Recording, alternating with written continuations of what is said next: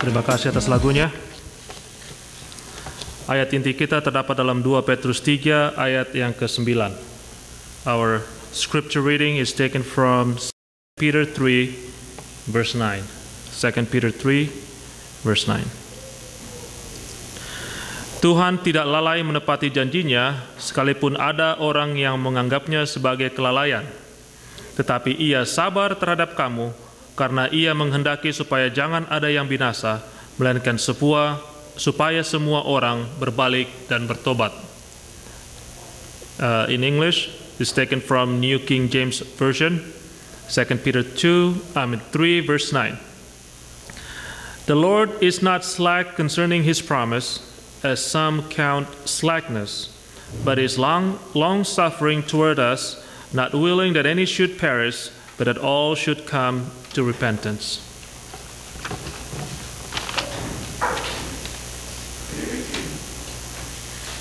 Kita akan menyanyi lagu tim song kita, Tuhan bersabdalah padaku.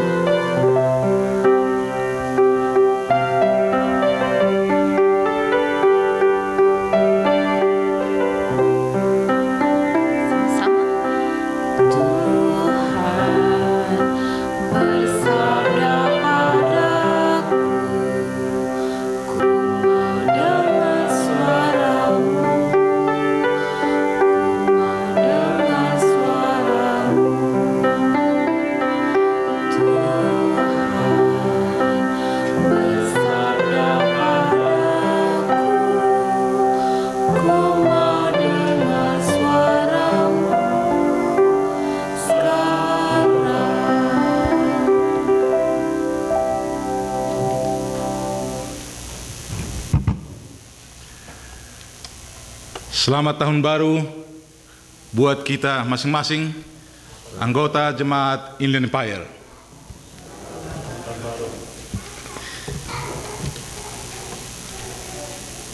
It is good to be here again on the first Sabbath of the year 2013. Kita berterima kasih karena kita tiba pada Sabat pertama tahun 2013 ini. There was a person who constantly yelling, "The wolf is coming! The wolf is coming! The wolf is coming!" And he continues to yell until everyone decides to ignore him. And then all of a sudden, the wolf comes. Seorang berteriak-teriak, "Serigala datang, serigala datang, serigala datang." Dia terus berteriak sampai semua tidak menghiraukan dia lagi. Dan akhirnya serigala datang. Jesus is coming back soon. Is the core of everything we believe about Jesus. And it affects everything about how we are to live until that great day. Yesus datang kembali adalah merupakan inti dari kehidupan kita sebagai orang Kristen mengenai Yesus dan segala sesuatu tentang kedatangannya dan bagaimana kita seharusnya hidup sampai Yesus datang. We realize it or not, we are now closer 1 year to His coming. Sadar kita atau tidak, kita lebih dekat 1 tahun kepada kedatangannya. But do we really believe it? I mean, are we living like what we believe? Like this could happen any moment? Saudara-saudara sekalian, apakah betul-betul kita percaya bahwa Yesus datang anytime, setiap saat? Saudara-saudara sekalian, Terima kasih kepada mereka yang sudah ambil bahagian tadi, Children's Story, dan khususnya kepada Bapak dan Ibu Manurung yang siap sedia selalu. Mereka datang, kami lihat di buletin tidak ada yang mau menyanyi. Bagaimana kami bisa menyanyi? Sudah silakan, tapi kita tanya dulu music department, ada yang sudah di arrange? Belum katanya. Oke, silakanlah. Terima kasih banyak. Sebelum kita teruskan, mari kita tunduk kepala sejenak, minta doa. Tuhan dalam sorga, kami mohon Roh Suci mengurapi kami semua yang hadir pada saat ini, khususnya hamba-Mu, agar berkata-kata sesuai dengan kehendak Tuhan, dan nama Tuhan saja yang dipuji dan dimuliakan. Atas nama Yesus kami berdoa. Amin. Interestingly enough, that is the question that prompted the disciples to ask Jesus in Matthew chapter 24, verse 3. What will be the sign of your coming and of the end of the age? Sangat menarik bahwa pertanyaan ini adalah pertanyaan daripada murid-murid Yesus kepada Yesus yang terdapat dalam Matius 24 ayat yang ketiga. Apakah tanda daripada kedatanganmu dan tanda dari akhir zaman? Matius 24, saudara bisa baca itu, tanda-tanda akhir zaman. I believe one of the big difference between the first century Christians and us today is that they truly believed that Jesus was coming soon. Perbedaan yang besar di antara orang Kristen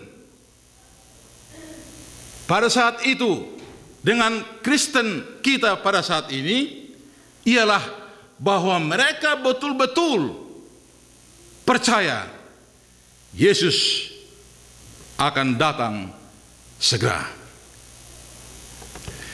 The questions we now have, pertanyaan yang datang kepada masing-masing kita pada saat ini. How do we prepare ourselves to be ready anytime for His soon return? Bagaimanakah kita menyediakan diri kita untuk bersedia setiap saat untuk kedatangan Yesus yang segera? I would like to share 3 things today to help us to be ready, that we are very concerned with and related to our lives today, relevant to what and where we live. Saya ingin membagikan 3 hal pada saat ini untuk menolong kita bersedia kepada kedatangan Yesus, di mana kita sangat prihatin sekarang ini dan ada hubungannya dengan kehidupan kita. The first one, yang pertama ialah love one another. Love one another. Mencintai satu yang lain. Jesus constantly tells us in His words, love one another as I have loved you. Yesus terus-menerus mengatakan melalui firman-Nya, kasihilah satu dengan yang lain seperti saya telah mengasihi engkau. In fact, in the book of 1 John chapter 4 verses 20 and 21, 1 Yohanes 4 ayat 20 dan 21. If someone says, I loved God and hates his brother, he is a liar. For he who does not love his brother whom he has seen, how can he love God whom he has not seen? And this commandment we have from him, that he who loves God must love his brothers also. Dikatakan saudara-saudara sekalian, bila mana ada di antara kita yang berkata, saya mengasihi Tuhan, tetapi membenci saudaranya, dia adalah seorang pendusta. Bagaimanakah dia mungkin mengasihi saudaranya yang dia lihat dan mengasihi Tuhan yang dia tidak lihat? Ini adalah hukum yang Tuhan berikan kepada kita berkali-kali. Love one another. Di dalam buku 2 Timotius 3 ayat 1 sampai 4. Mari kita ulangi lagi itu ayat responsive reading tadi. 2 Timothy 3 verses 1 to 4. But know this, that in the last days perilous times will come. For men will be lovers of themselves, lovers of money, boasters, proud, blasphemers, disobedient to parents, unthankful, unholy, unloving, unforgiving, slanderers, without self-control, brutal, despisers of good, traitors, headstrong, hefty, lovers of pleasure rather than lovers of God. Ketahuilah saudara-saudara sekalian, bahwa pada hari-hari terakhir, seperti masa kita ini, akan datang masa yang sukar. Manusia akan mencintai dirinya sendiri dan menjadi hamba uang. Mereka akan membual dan menyombongkan diri. Mereka akan menjadi penfitnah, akan berontak terhadap orang tua dan tidak tahu berterima kasih, tidak mempedulikan agama, tidak tahu mengasihi, tidak mau berdamai, suka menjelekkan orang, tidak dapat mengekang diri, garang, tidak suka yang baik, suka mengkhianat, tidak berpikir panjang, berlagak tahu, lebih menuruti hawa nafsu daripada menuruti Allah. Selfish, egoist, unloving, brutal, lover of pleasures rather than lovers of God. He is coming soon. Are you ready? Am I ready? The second one, forgive one another.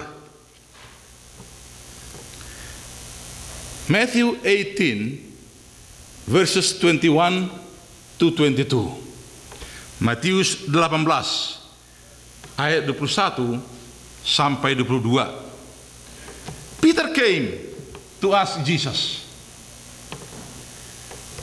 And Peter said, Lord, how often shall my brother sin against me, and I forgive him? Up to 7 times? Petrus datang kepada Yesus dan bertanya, berapa kalikah saudara saya berdosa kepada saya dan saya ampuni? Apakah sampai 7 kali? Nampaknya Petrus mengetahui apa yang diajarkan oleh ahli-ahli Taurat pada saat itu mengenai pengampunan daripada Tuhan yang tertulis di dalam buku Amos. Saudara bisa baca nanti di rumah. Amos chapter 1 verses 3, 6, 9 and 13. Dan Amos chapter 2 verses 1, 4 and 6. Pada intinya dikatakan di sana, for 3 transgressions and 4 I will not turn away its punishment, says the Lord. 3 sampai 4 kali Tuhan mengampuni. Lalu Petrus double. Dia bilang 2 kali lipat. 7 kali. Tetapi Jesus said to him, then Jesus said to him, I do not say to you up to 7 times, but up to 70 times 7.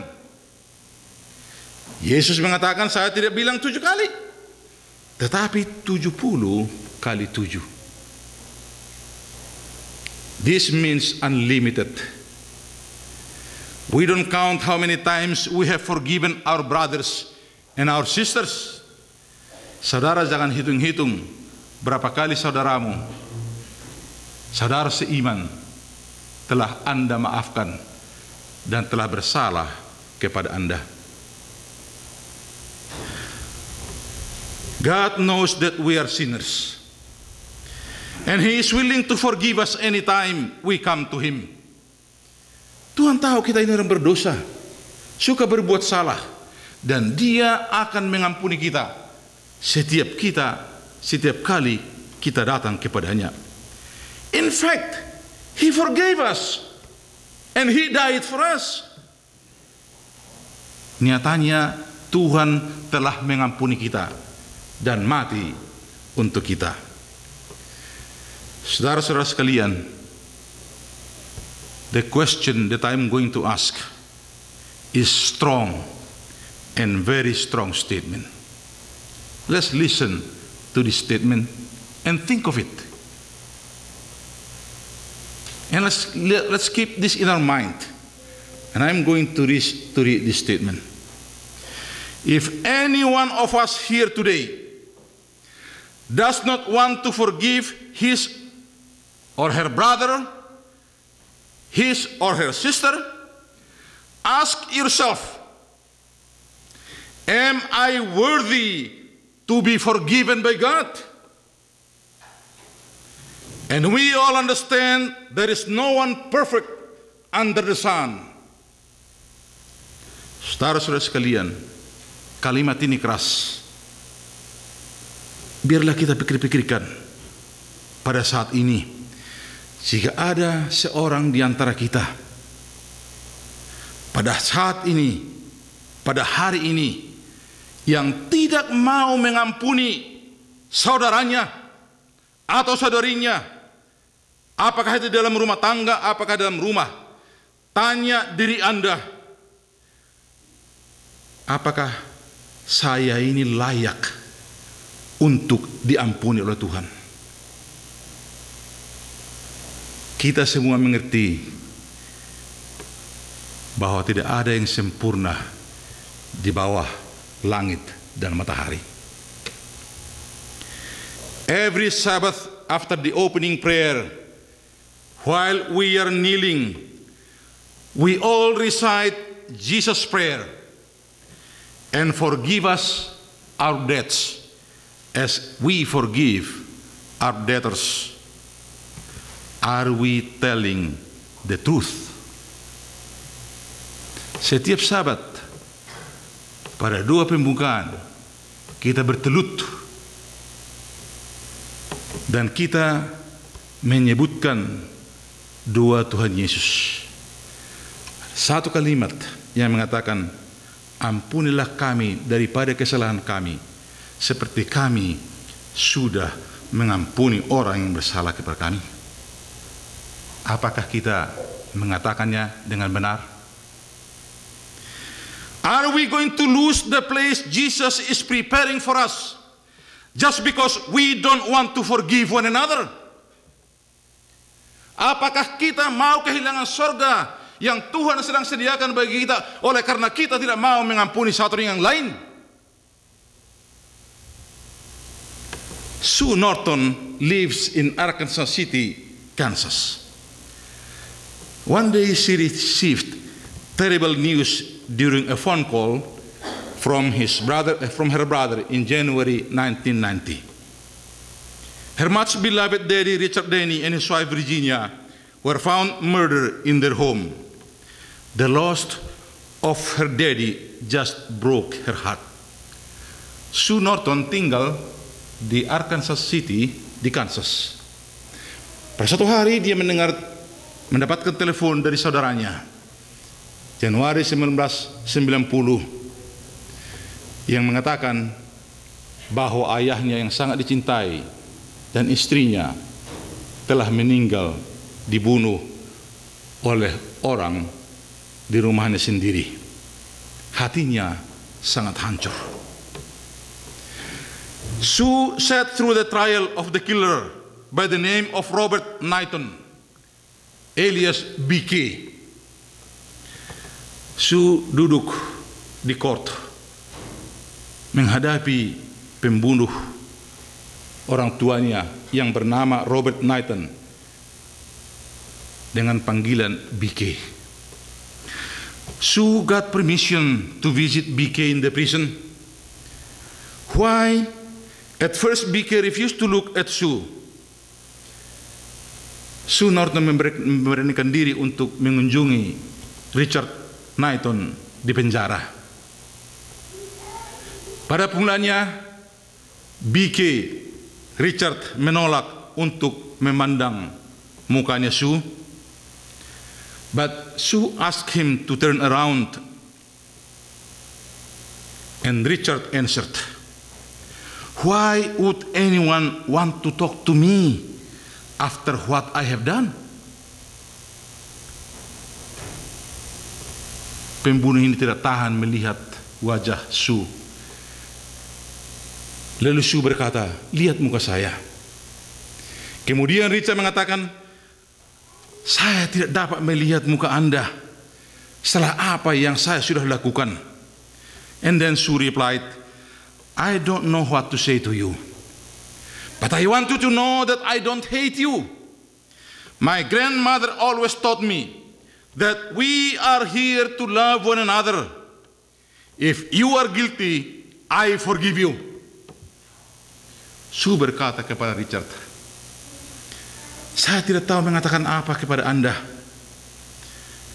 tetapi saya ingin katakan kepada kamu bahwa saya tidak membenci kamu.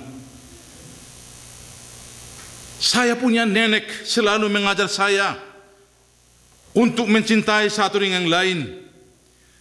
Dan jikalau kamu bersalah, saya mengampunimu." In the court, Sue says, "There is no way to heal and get over the trauma without forgiveness. You must forgive and forget and get on with your life. That is what Jesus would do." Pada waktu bertemu di court, Sue mengatakan, tidak ada cara yang lain untuk menyembuhkan jiwa hati Anda atas segala trauma yang sudah terjadi tanpa pengampunan. Kamu harus mengampuni dan melupakannya di dalam kehidupanmu yang sisa. Dan inilah yang diajarkan oleh Yesus. The more we see mistakes and shortcomings in others, the more we bury their goodness and kindness. Semakin sering kita melihat keburukan orang, maka akan semakin sering kita mengubur kebaikannya. Sekali lagi saya ulangi saudara-saudara sekalian, semakin sering kita melihat keburukan orang lain, maka akan semakin sering kita mengubur kebaikannya. Tadi malam waktu kami vesper di sini dengan anak muda, ada satu resolusi yang kami usahakan untuk kami lakukan pada tahun ini. This is the resolution that we talked about last night at our vesper. Look for something good in yourselves and let it shine. Then look for something good in others that you can cherish from day to day. Saudara-saudara sekalian, lihat apa yang baik di dalam diri Anda dan biarkan itu bersinar. Dan kemudian lihat apa yang baik di dalam diri orang lain yang saudara bisa renung-renungkan setiap hari dari hari ke hari. Jesus is coming soon. Are you ready to forgive your brother, your sister in the church when they ask your forgiveness? Are you willing to come humbly to the person you hurt? Forgiveness. Yesus datang segera. Apakah Anda dan saya bersedia untuk mengampuni satu dengan yang lain di dalam rumah tangga dan di dalam gereja bila mana mereka minta pengampunan Anda? Apakah kita bersedia untuk datang dengan penuh kerendahan hati kepada orang yang kita sudah lukai dan sakiti hatinya untuk meminta pengampunan? Are you? Am I ready to meet Jesus when He comes anytime? Lalu yang ketiga, saudara-saudara sekalian, the third one, unity with one another. John 17 verse 21. Yohanes 17 ayat 21. Jesus prayed to His Father that they all may be one as you, Father, are in me, and I in you, that they also may be one in us. Yesus berdoa kepada Bapa-Nya yang di sorga agar mereka bersatu seperti kita satu adanya. Allow me to paraphrase this Jesus prayer. Izinkanlah saya untuk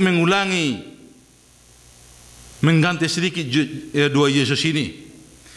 Jesus prayed to His Father that all members of the Indonesian SDA Church of the Inland Empire may be one in unity. Agar semua anggota-anggota dari sidang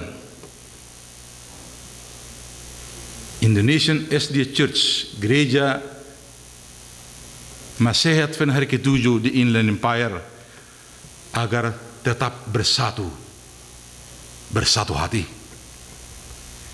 Mazmur 133 ayat 1. Ini ayat yang biasa kita bicarakan dan biasa kita kutip.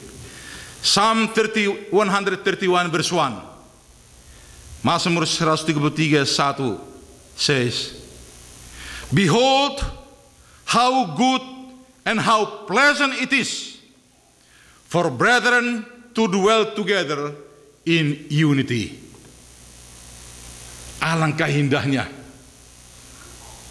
bila mana saudara yang bersaudara itu duduk bersama-sama di dalam kesatuan.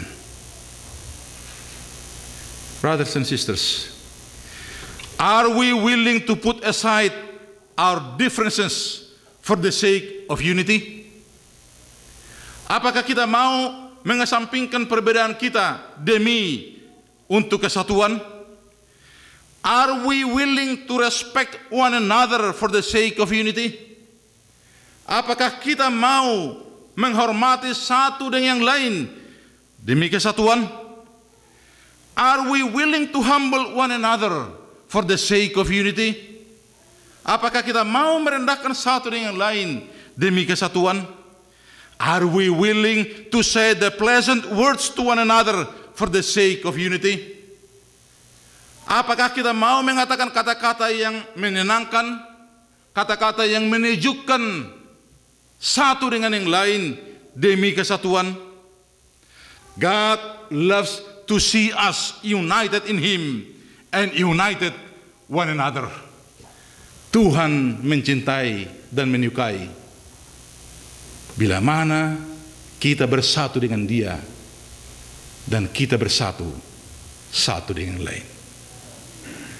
One morning, a schoolboy raced out the door of his home to catch his bus. Panting and gasping in the air, he arrived at the bus stop just in time to see the red tailgates vanish around the corner. Late again, A bystander called out, "Too bad, Sonny. Looks like you did not run fast enough." To which the honest boy gulped back, "Oh no, sir. I ran fast enough. I just did not start soon enough." Seorang anak meninggalkan rumahnya untuk masuk di dalam bus sekolah. Sudah pucat mukanya dan sudah hosa, menarik nafas. Dia tiba di tempat bus stop, sementara bus sudah mulai berangkat. Lalu ada seorang yang melihat dia. "Wah, terlambat lagi ya, anak," katanya. Sangat disayangkan, anak, kamu terlambat. Nampaknya kamu ini tidak cepat berlarinya. Tetapi anak ini dengan jujur mengatakan, "Bukan begitu, sir. Saya sudah berlari dengan cepat, tetapi tidak segera saya berangkat dari rumah." Brothers and sisters, this is the time to start. It is not too late. As we just start this new year 2013, do we promise to God that we will start today to love one another, to forgive one another, to have unity one another? Apakah kita mau berjanji di hadapan Tuhan mulai sekarang ini untuk mencintai satu yang lain, mengampuni satu yang lain, dan bersatu satu dengan lain? When Jesus comes sooner than we know, are we ready to meet Him and be with Him forever and ever? Bila mana Yesus datang segera, apakah Anda dan saya bersedia bertemu dengan Dia dan hidup bersama-sama dengan Dia untuk selama-lamanya? May God bless each one of us as we are coming into this new year. Thank you. God bless us. Tuhan Yesus, Bapa kami dalam surga, kami berterima kasih Tuhan telah bersama-sama dengan kami sepanjang acara khotbah ini.